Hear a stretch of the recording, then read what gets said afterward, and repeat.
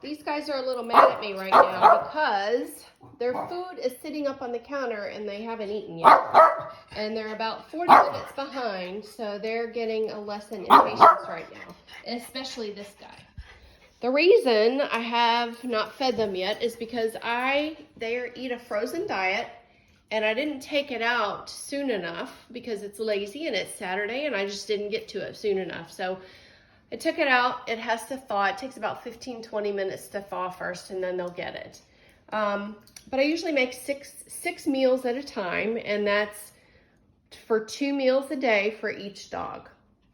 The ones in the foil I've already made up, and this is their breakfast for tomorrow morning. And I always make them Daisy's on the left, Lily's in the middle, Cobb's on the right, and that way when I stack them up, they go in their fridge exactly like this, and then tomorrow morning, when I get them out, they get unstacked just like this. Aside from the fact that I have their initials on top of the foil, you know, sometimes before coffee, you're not real clear. I don't ever want to mix their bowls up or give the wrong dog the wrong meds. So that's why I do it like that. The reason we raw feed this commercially made frozen raw food is because raw fed dogs, it's been amazing for Cobb. It's been amazing. I've had great health benefits for all 3 of them. But for this one in particular, since he is handicapped and has no bowel control, it's been really amazing. Raw-fed dogs poop half as often and half the volume of kibble-fed dogs. Their poop is also more solid consistency, and there's not really any wet residue on it. So if there is an accident, it's very easy to clean up with very minimal mess. And so that helps Mr. Cobb, but it also helps me keep a nice and tidy home. And it also helps my senior dogs. This is Daisy and Lily. Lily! Lily! Come here, Lily. Sit. Hey, sit. Daisy and Lily are my senior, she doesn't listen well. Daisy and Lily are my senior dogs, so they get different medications too. Cobb's medications are loaded up in this tray, which I load up every week. He gets medications 3 times a day, so that's how I keep track of it. And then for extra meds and the girls' meds, I have this bin right on my kitchen counter. Pill pockets I go through like crazy. Lily and Cobb get pill pockets twice a day. Well, Cobb gets them 3 times a day. And since Daisy has pica, means that she'll eat anything that's even non-food. I don't use a pill pocket with her because I'm not going to waste it. So, to start with, a few years ago, Lily here, my anxious dog right behind me, got hemorrhagic gastroenteritis. We were in the motorhome in the middle of a tornado. It was terrifying. I was scared. I know she could feel that I was scared, and it freaked her out really bad. And by the next day, we were traveling. We were in Wilmington, North Carolina. She got a really bad case of hemorrhagic gastroenteritis, which is fatal if you don't treat it early enough. It can kill a dog. In fact, I've known a few dogs that have died from that, and I can't lose my sweet Lily. So after she had that, she was put on this probiotic every day, and since I buy it in such large quantity, because I buy everything in large quantity, I give it to all 3 dogs. I don't want any of my dogs to have that ever again. That was a nightmare.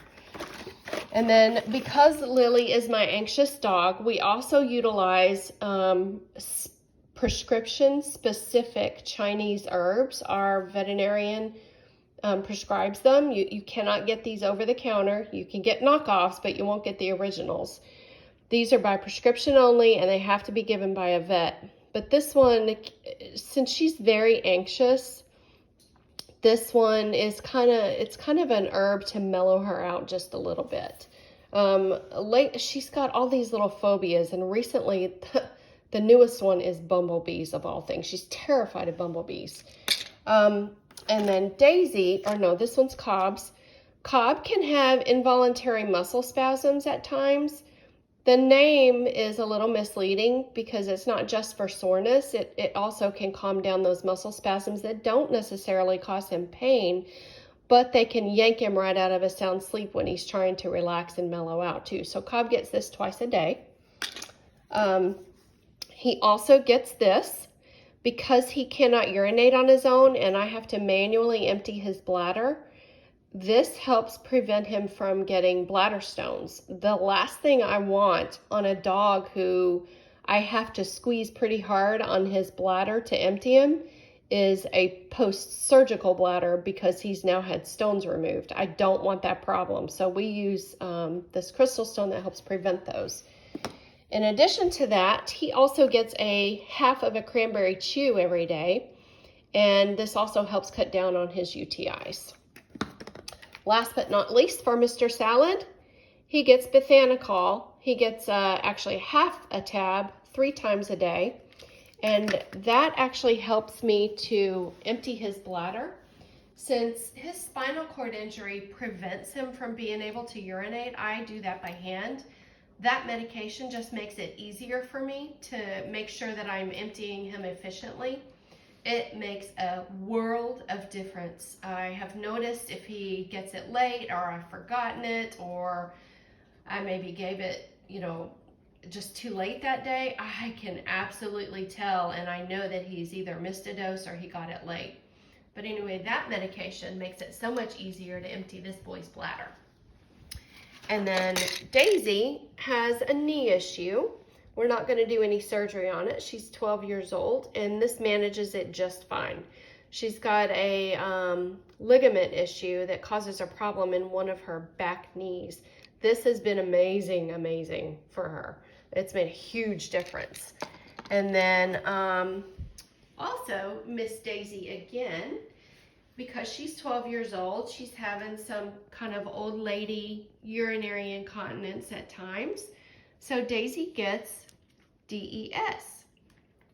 And DES is a hormone treatment for dogs that have, it's female dogs that have incontinence later in life. That's my 2 senior girls right there. And then for my anxious dog again, and for thunderstorms, they get trazodone. They can all get anxious, but it's usually only Lily, but especially Cobb during thunderstorms.